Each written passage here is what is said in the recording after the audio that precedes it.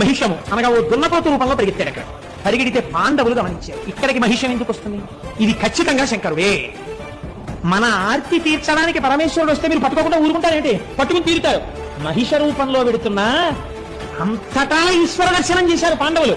ఆ లింగం మాత్రమే శివుడు అనుకోలేదు, అక్కడ వెడుతున్న మహిషమునందు కూడా శివుడే కనబడ్డారు వాళ్ళకి.